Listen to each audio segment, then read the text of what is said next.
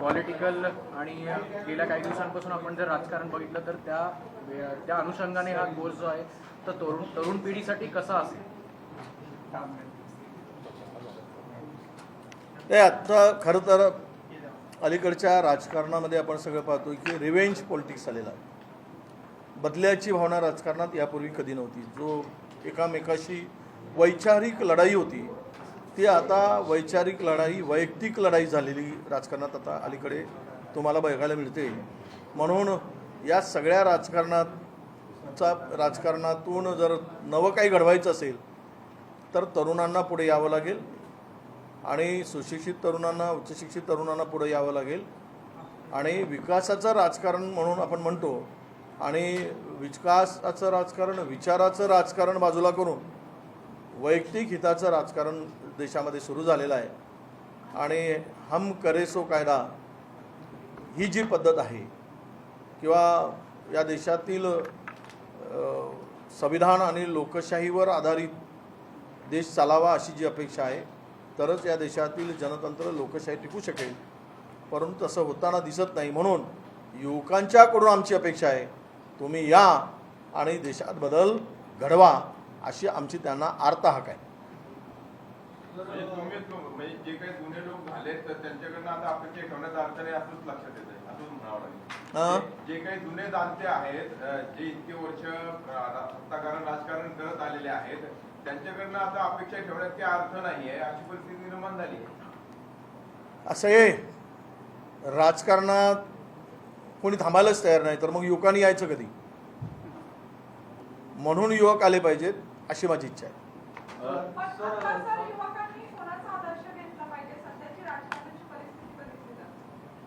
असं म्हणतात की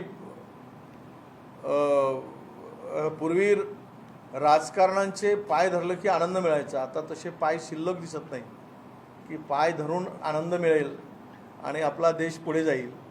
त्यामुळे युवकांनी छत्रपती शिवरायांचा आदर्श घ्यावा.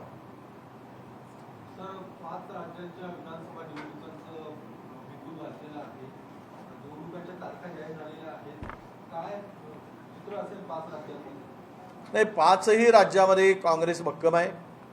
काही राज्यामध्ये काँग्रेस आणि भाजपमध्ये थेट लढाई आहे. पण त्यामध्ये आत्ताच्या सर्वेमध्ये आम्ही 5ही राज्यात पुढे आहोत आणि 5ही राज्य काँग्रेस प्रचंड बहुमताने जिंकेल हा आम्हाला विश्वास आहे. राज्य सरकारने 3 मोठे निर्णय घेतले. एक म्हणजे कमी पतसंख्येच्या शाळा बंद करायच्या, दुसरा म्हणजे सरकारी वस्तीचं कंत्राटीकरण आणि अशाच पद्धतीने पुढं ही वाटचाल सुरू आहे आणि सरकार एक पाऊलही मागे घेत नाही. या विरोधात शिक्षक उतरले आहेत, सामान्यांमध्ये चिड आहे, पण विरोधी पक्ष म्हणून काही होताना दिसत नाही. खरं तर विरोधी पक्षनेता म्हणून कंत्राटी JR काढला नोकर भरतीचा त्यावेळेस सुरुवात मीच केली. कदाचित आपल्याला कल्पना नसेल. त्या JRची होळी करा म्हणून तरुणांना आव्हान आम्ही करणार आहे, आम्हीच केलेलं आहे.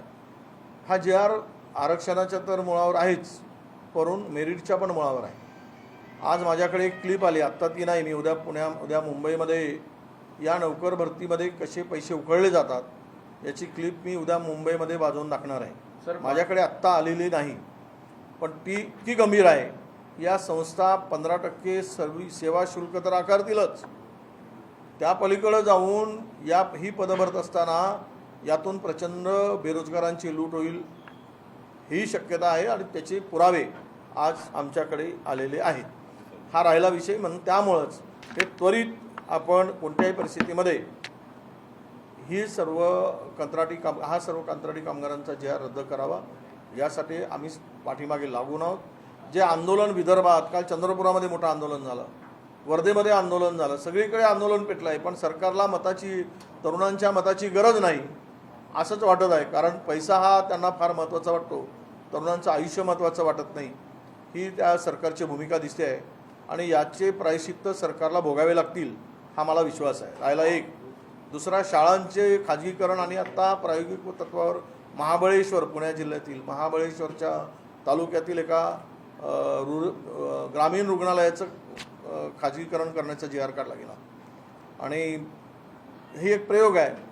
लोक किती रिॲक्ट होतात हे सगळं बघायचं आणि त्यातून लोकांना वाटलं की यामध्ये लोक उतरले नाहीत किंवा त्या लोकांचे रिॲक्शन आले नाही तर मग पूर्ण खाजगीकरण करायचं. ही सगळी मी काल औरंगाबादमध्ये होतो. औरंगाबादमध्ये सुद्धा मोठं हॉस्पिटल 150 कोटी रुपये खर्च करून बांधलेली इमारत ते सुद्धा खाजगी संस्थांना देण्यासाठी किंवा व्यक्तीला देण्यासाठी काम सुरू केलं आहे. या दोनही विषय शाळांचं खाजगीकरण आणि हॉस्पिटल आरोग्य सेवेचं खाजगीकरण तुम्हाला माहीत आहे की आज काय अवस्था आहे आणि ही सर्व व्यवस्थेला जबाबदार सरकार आहे.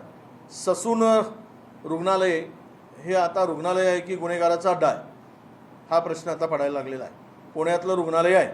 राज्यात एकीकडे रुग्णांचे मोठ्या प्रमाणात मृत्यू होत आहे आणि ससून रुग्णालयामध्ये मात्र रुग्णसेवेच्या नावाखाली सगळे क्रिमिनल तिकडे अड्डा बनवून आहेत.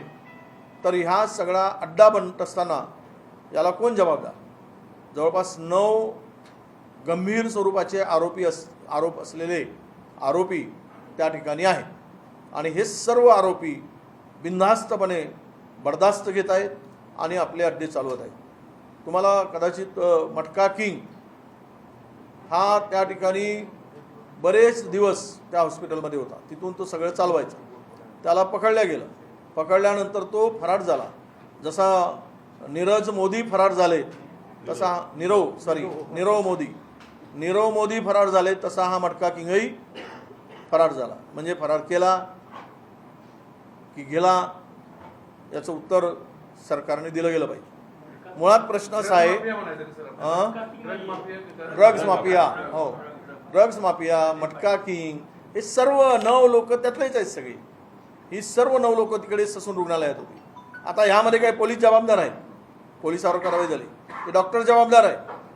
हे सर्व करण्याची हिंमत कुठल्या तरी राजकीय राजाश्रयाशिवाय शक्य नाही आणि या राज्यातील त्यांना राजाश्रय मिळतो आहे, आशीर्वाद मिळतो आहे म्हणून ते बिनधास्तपणे आरोपी हॉस्पिटलमध्ये आरोग्य सेवेचा लाभ घेण्यासाठी नाही तर तिकडे जलातले आरोपी मजा मारायसाठी आणि आपला व्यवसाय चालवासाठी त्या रुग्णालयामध्ये भरती आहेत आणि त्यावर SIT मार्फत ही चौकशी त्वरित सरकारने करावी अशी सरकारकडे आमची मागणी आहे.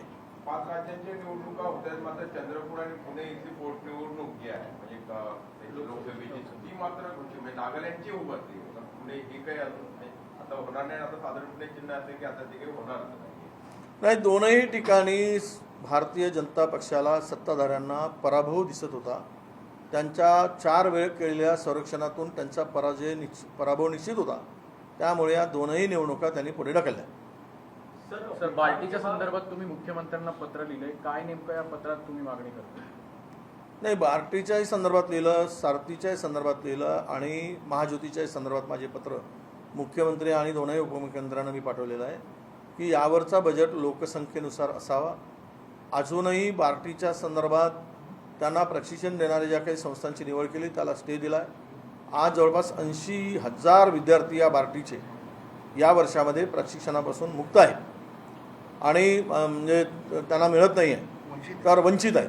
त्यामुळे त्या वंचित विद्यार्थ्यांना एकीकडे तो समाजच वंचित आणि त्या परत वंचित करण्याचं पाप जे चाललेलं आहे. कारण काय तर नवीन आलेल्या मंत्र्यांशी काही सेटिंग झाली नसावी आणि त्यामध्ये त्यांना त्या संस्थांना एकतर तुम्ही नवीन संस्थाही निवड करत नाही आहे त्या संस्थांकडून कामही करत नाही. यामध्ये या दलित आदिवासी समाजातील लोकांचं तरुणांचं प्रचंड नुकसान होत आहे आणि म्हणून मी हे लवकरात लवकर सुरू करा आणि या सगळ्यात तरुणांचं जे काही नुकसान होत आहे त्याला आपण जबाबदार आहात ही म्हणून मी त्यांना पत्र दिलेलं आहे. जात न्याय जनगणनेचा तो विषय आहे म्हणजे बिहारमध्ये झाली, महाराष्ट्रात पण ती व्हावी असा सगळ्यांचाच म्हणजे सगळ्याच पक्षांचा आग्रह. दुसऱ्या बाजूला पंतप्रधान मात्र म्हणतात की हा भेदाभेद करण्याचा प्रकार आहे. काँग्रेसची भूमिका काय असणार आहे आणि पुढे कशा पद्धतीनं हा विषय घेतला? नाही, बोलघेवडे काही भारतीय जनता पक्षाच्या नेत्यांनी आम्हाला जनगणना करावी अशी आमची मागणी आहे असा प्रचार त्यांनी सुरू केलेला आहे. काही त्यांनी यात्रेमध्ये सुद्धा या बोलघेवड्यांनी बकवासपणा सुरू केलेला आहे. मी मुद्दाम बकवास हा शब्द यासाठी मानतो की मग त्यांच्या पक्षाची भूमिका आणि त्यांच्या प्रमुखांची भूमिका नसेल तर लोकांना मूर्ख बनवण्याचा धंदा का करतात? आमच्या नेत्यांनी स्पष्ट सांगितलं आहे राहुल गांधींनी या देशामधील देशात जातीय जनगणना झाली पाहिजे आणि त्यानुसार सत्तेचाही वाटप आणि विकासाचंही वाटप त्या त्या घटकाला मिळाला पाहिजे, ही त्यांची स्पष्ट भूमिका आहे. जिसकी जितनी भागीदारी उसकी उतनी हिस्सेदारी असं त्यांचं मत आहे. आणि त्यामुळं या जनगणनेसाठी आम्ही रस्त्यावर उतरू आणि जनगणना राज्य सरकारला करावं लागेल. यातच आरक्षण आणि ओबीसीचं हित आहे. दुसरीकडे ही एकीकडे आहे आपसात झुंजवण्याचं काम. मी माझ्या जरांगे पाटलांनाही विनंती करतो की तुम्ही आता आरक्षणासाठी मोर्चे काढताय, ओबीसी मोर्चे काढतायत, ओबीसी वर्सेस मराठा लावून दिला आणि 5,14,000 जागा 9 कंपन्यांना कंत्राटी पद्धतीनं भरायसाठी सरकारने परवानगी दिली. जागा सगळं, कारण आरक्षण 2 गोष्टीसाठी असतं, एक शैक्षणिक आणि दुसरं नोकरी. आता नोकरीच नाही तर शैक्षणिक आरक्षणाचा फायदा घेऊन उपयोग काय, बेरोजगारच होणार तो. या सर्व जागा कॅटेगरीच्या या भरल्या या कंत्राटी पद्धतीनं भरण्याचा निर्णय घेतला आहे. यामध्ये या 2 समाजाला झुंजवायचं आणि सरकारने स्वतःची पोळी शेकायची, या पद्धतशीरपणे डाव शिंदे फडणवीस पवार सरकारने घेतलेला आहे. म्हणून तरुणांना मी आवाहन करतो आहे की आता या GR जोपर्यंत रद्द होत नाही तोपर्यंत तुम्ही स्वस्थ बसू नका, आम्ही बसणार नाही, तुम्ही बसू नका. आणि या जिथे GRची तर होळी कराच, पण सत्ताधाऱ्यांना मात्र जिथे तिथे अळवून त्यांना जाब विचारा की हा GR आमच्या मुळावरचा आहे, रद्द का करत नाही. हे सुद्धा आव्हान मी आपल्याला. आम्ही जिल्ह्यात आंदोलन करण्यासाठी सुरुवात केलेली आहे. मी सांगितलं चंद्रपूरला केलेलं आहे. इतका मोठ्या प्रमाणात आंदोलन होत आहे. उपमुख्यमंत्र्यांना वर्धेमधल्या आंदोलनातून रस्ता बदलून 2 ऑक्टोबरला जावं लागलं. कदाचित आता मीडिया आपण सगळे मीडियाचे प्रमुख आहात, पण ही दखल किंवा ही बातमी सातत्यानं एखादा विषय जनतेच्या विरोधात असला की ते 8-8 दिवस चालवलं जात होतं. अण्णा हजारेंना 10 दिवस 15 दिवस आपण दाखवलं, पण हा मुळावर बेरोजगारांच्या उठणारा विषय आहे. हा का सातत्यानं दाखवला जात नाही? 2 मिनिट 1 मिनिटामध्ये दाखवून याची ग्रॅव्हिटी तरुणापर्यंत पोहोचेल का? यामुळे आपल्याला सुद्धा विनंती आहे की आपण हा विषय लावून तरुणांना न्याय देण्यासाठी सहकार्य करावं, अशी आमची आपल्याकडे अपेक्षा आहे. GSTची बैठक 7 तारखेला पार पडली आणि त्या GSTच्या बैठकीत 5% जो टॅक्स स्लॅब आहे तो ज्वारी आणि बाजरीवर लावण्याचा केंद्र सरकारने निर्णय घेतलेला होता. त्याच्या उलट आता डिस्टिल अल्कोहोलवर त्यांनी जो GST आहे तो माफ केलेला आहे. म्हणजे सरकार गंगाजलवर लावला आहे. गंगाजलवर GST आणि त्या डिस्ट्रिक्ट अल्कोहोल. असं आहे, तुम्ही सगळे बघता कांद्यावर 40% निर्यात शुल्क लावलं गेलं. तांदळावर, ज्याला भात म्हणतो आम्ही, त्याच्यावर पहिल्यांदा 20% शुल्क लावलं गेलं. 20%. इंग्रजांच्या काळात सुद्धा अन्नधान्यावर कुठलाही कर नव्हता, पण इंग्रजांच्या पेक्षा अत्यंत खालच्या दर्जावर जाऊन हे सगळं काम टॅक्सनी देशाला लुटायचं, शेतकऱ्याला लुटायचं आणि सर्वसामान्य माणसाचे कमरणे मोळायचे. हे 5% GST जो झाला ते खरं तर गंगाजलवर, त्याला म्हणू आपण गंगाजलच आहे ते. आता दारू म्हणजे काय, लिकर आपले हे तुमचे लिकरवर आणि गंगाजलवरती 18% लावला GST. हां बघा, दारू जेवढी प्यायची तेवढी प्या आणि लवकर स्वर्गात जा, आणि गंगाजल प्याल तर जास्त दिवस जगाल, म्हणून गंगाजल कमी प्या. वा, असं सरकारचं मत आहे. त्यामुळे गंगाजलवर 18% GST आणि लिकरवर GST माफ, बाजरीवर GST आणि ज्वारीवर GST, गव्हावर GST, तांदळावर GST आणि दारूवर मात्र माफ.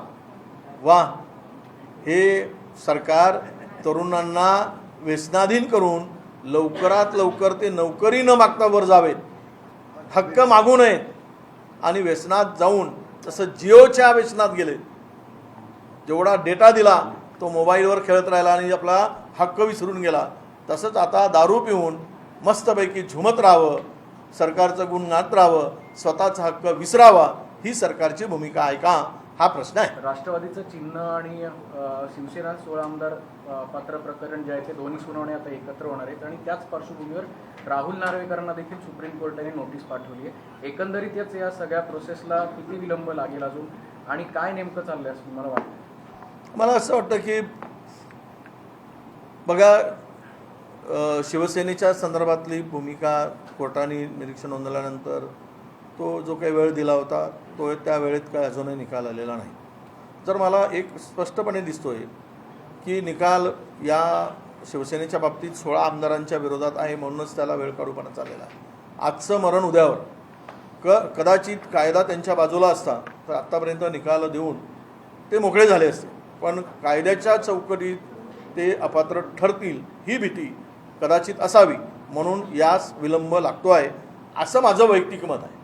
राहिला राष्ट्रवादीच्या संदर्भात, अजितदादांनी यापूर्वीच बोललेत की मनसेच्या संदर्भात की एक आमदार म्हणजे गेला म्हणजे काही राज ठाकरेचा पक्ष गेला नाही, तर त्यामुळं आमदार म्हणजे पक्ष नव्हे हे अजितदादा म्हणतायत ते खरं आहे. त्याच अजितदादा त्यामुळे अजितदादांनी ही धडपड का करावी, त्यातून यश मिळेल का,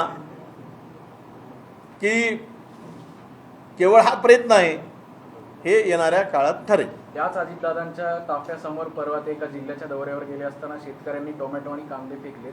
येणाऱ्या काळात शेतकऱ्यांचा रोष वाढेल असं दिसतंय का? कारण की कापूस आहे, सोयाबीन आहे, हे जे उत्पादक आहेत शेतकरी आहेत ते हवालदिल झाले. नाही, आज टोमॅटो आणि कांदे फेकले जात आहेत.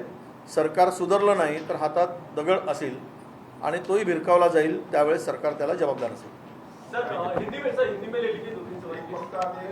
अजित पवार मध्येच काहीतरी म्हणजे की ते मुख्यमंत्री होणार अशा काही चर्चा आता त्यांना पालकमंत्री नाही, बावनकुळेंनी 15 लोकांची यादी तयार केलेली आहे आणि इतर लोकांनी 7-7 लोकांची यादी तयार केलेली आहे. आलटून पालटून ते मुख्यमंत्री कोण असावा मूड झाला तसे बदलत असतात आणि ते नाव घेत असतात. त्यामुळे सगळे भावी, आजी, माजी आणि होणारे वगैरे हे चालत असते. जनता जाय भाड में मुख्यमंत्रीपद, पालकमंत्रीपद, उपपालकमंत्रीपद, एक दादा दुसऱ्यावर वरचढ, हे सगळं राजकारण जे चाललेलं आहे हा राज्याचा सत्यानाश करायसाठी चाललेला आहे, राज्याला अधोगतीसाठी नेण्यासाठी चाललेला आहे. प्रचंड टेंडरशिवाय काही नाही. तिजोरीची लूट मस्तपैकी लुटत आहेत. जेवढं ज्याच्या हातात सापडेल तेवढा लुटतोय.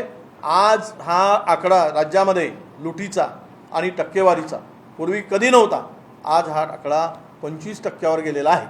25% लूट करणारं तिजोरीतून आणि टेंडर मॅनेज करणारं ही जी वस्तादांची टोळी आहे ही राजरोसपणे तिजोरीची लूट करत आहे. धन्यवाद. राज्यात तुम्ही सकाळी सांगितलं राज्याचं राजकारण म्हणजे बिनबुडाचा लोटा अशी अवस्था आहे. शिवसेना फुटली, राष्ट्रवादी फुटली, राहिलं काँग्रेस. विरोधी पक्षनेता जो खमके जो पाहिजे आंदोलन उठली पाहिजे म्हणून ते तुम्ही घेणार की नाही? कारण परंपरा दुर्दैवाने अशी की विरोधी पक्ष आम्ही आंदोलन करतो, तुम्ही दाखवत नाही. हिंदी आहे, हिंदी सर एक शेवट एक हिंदी हिंदी हो गया ना मला.